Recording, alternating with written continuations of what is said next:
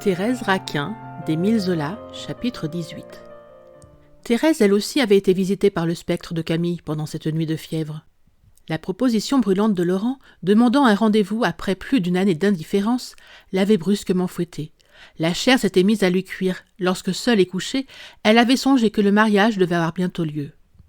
Alors, au milieu des secousses de l'insomnie, elle avait vu se dresser le noyer.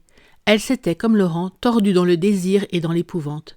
Et comme lui, elle s'était dit qu'elle n'aurait plus peur, qu'elle n'éprouverait plus de telles souffrances lorsqu'elle tiendrait son amant entre ses bras. Il y avait eu, à la même heure, chez cette femme et chez cet homme, une sorte de détraquement nerveux qui les rendait, pantelants et terrifiés, à leurs terribles amours. Une parenté de sang et de volupté s'était établie entre eux. Ils frissonnaient des mêmes frissons. Leurs cœurs, dans une espèce de fraternité poignante, se serraient aux mêmes angoisses. Ils eurent dès lors un seul corps et une seule âme pour jouir et pour souffrir.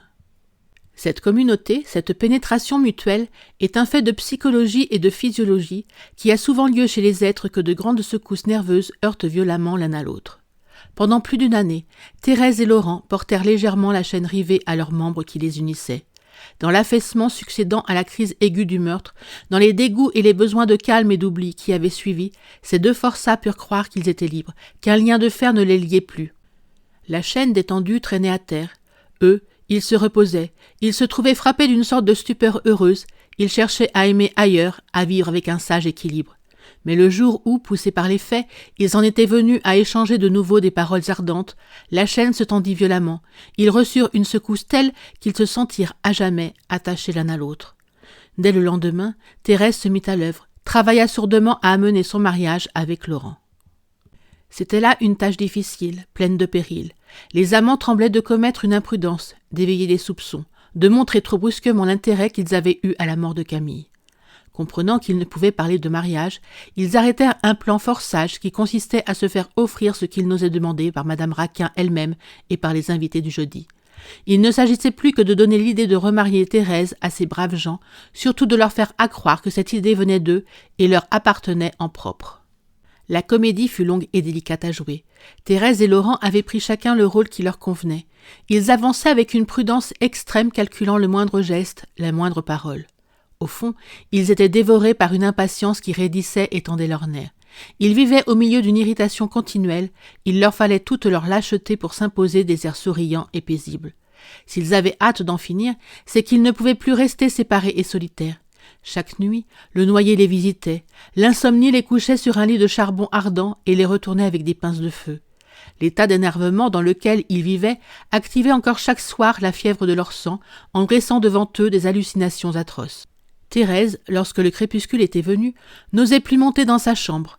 Elle éprouvait des angoisses vives, quand il lui fallait s'enfermer jusqu'au matin dans cette grande pièce qui s'éclairait de lueurs étranges et se peuplait de fantômes dès que la lumière était éteinte. Elle finit par laisser sa bougie allumée, par ne plus vouloir dormir, afin de tenir toujours ses yeux grands ouverts. Et quand la fatigue baissait ses paupières, elle voyait Camille dans le noir. Elle rouvrait les yeux en sursaut. Le matin, elle se traînait, brisée, n'ayant sommeillé que quelques heures au jour. Quant à Laurent, il était devenu décidément poltron depuis le soir où il avait eu peur en passant devant la porte de la cave. Auparavant, il vivait avec des confiances de brute. Maintenant, au moindre bruit, il tremblait, il pâlissait comme un petit garçon. Un frisson d'effroi avait brusquement secoué ses membres et ne l'avait plus quitté. La nuit, il souffrait plus encore que Thérèse. La peur dans ce grand corps mou et lâche amenait des déchirements profonds. Il voyait tomber le jour avec des appréhensions cruelles. Il lui arriva à plusieurs reprises de ne pas vouloir rentrer, de passer des nuits entières à marcher au milieu des rues désertes. Une fois, il resta jusqu'au matin sous un pont, par une pluie battante. Là, accroupi, glacé, n'osant se lever pour remonter sur le quai, il regarda pendant près de 6 heures couler l'eau sale dans l'ombre blanchâtre. Par moments, des terreurs l'aplatissaient contre la terre humide. Il lui semblait voir, sous l'arche du pont, passer de longues traînées de noyers qui descendaient au fil du courant. Lorsque la lassitude le poussait chez lui, il s'y enfermait à double tour, il s'y débattait jusqu'à l'aube, au milieu d'accès effrayants de fièvre. Le même cauchemar revenait avec persistance. Il croyait tomber des bras ardents et passionnés de Thérèse entre les bras froids et gluants de Camille. Il rêvait que sa maîtresse l'étouffait dans une étreinte chaude, et il rêvait ensuite que le noyer le serrait contre sa poitrine pourrie, dans un embrassement glacial. Ces sensations brusques et alternées de volupté et de dégoût, ces contacts successifs de chair brûlante, d'amour et de chair froide, amollis par la vase, le faisaient haleter et frissonner, râler d'angoisse. Et chaque jour, l'épouvante des amants grandissait. Chaque jour, leurs cauchemars les écrasaient, les affolait davantage. Ils ne comptaient plus que sur leurs baisers pour tuer l'insomnie. Par prudence, ils n'osaient se donner des rendez-vous. Ils attendaient le jour du mariage comme un jour de salut qui serait suivi d'une nuit heureuse. C'est ainsi qu'ils voulaient leur union de tout le désir qu'ils éprouvaient de dormir un sommeil calme. Pendant les heures d'indifférence, ils avaient hésité, oubliant chacun les raisons égoïstes et passionnées qui s'étaient comme évanouies, après les avoir tous deux poussés au meurtre.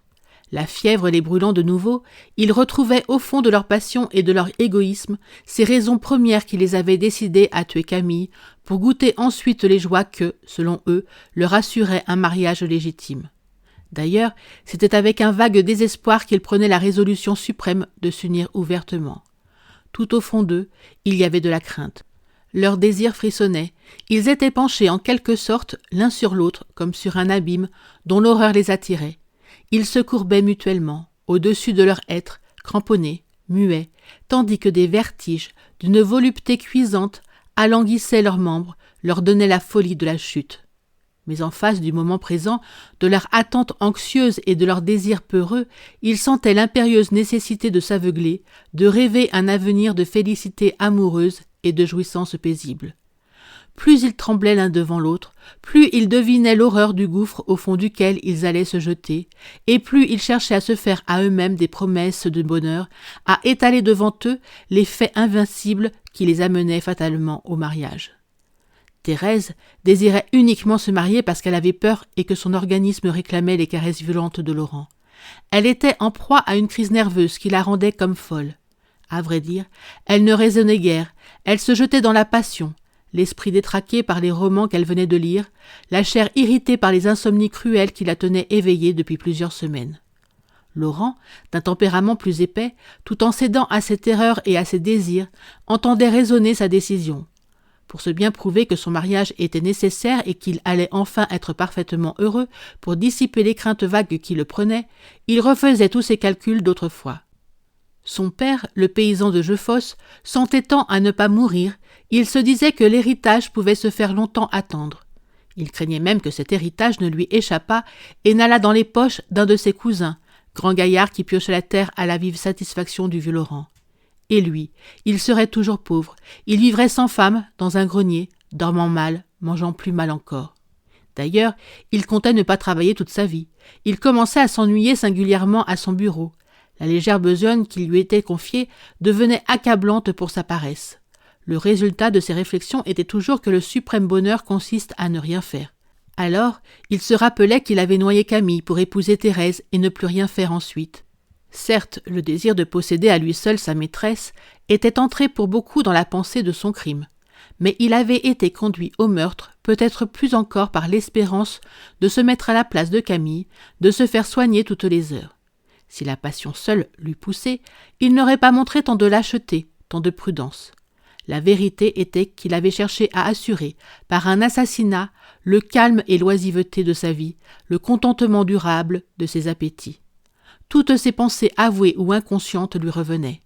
Il se répétait pour s'encourager qu'il était temps de tirer le profit attendu de la mort de Camille. Et il étalait devant lui les avantages, les bonheurs de son existence future. Il quitterait son bureau, il vivrait dans une paresse délicieuse. Il mangerait, il boirait, il dormirait sans sou. Il aurait sans cesse sous la main une femme ardente qui rétablirait l'équilibre de son sang et de ses nerfs. Bientôt, il hériterait des 40 et quelques mille francs de Madame Raquin, car la pauvre vieille se mourait un peu chaque jour. Enfin, il se créerait une vie de brute heureuse, il oublierait tout.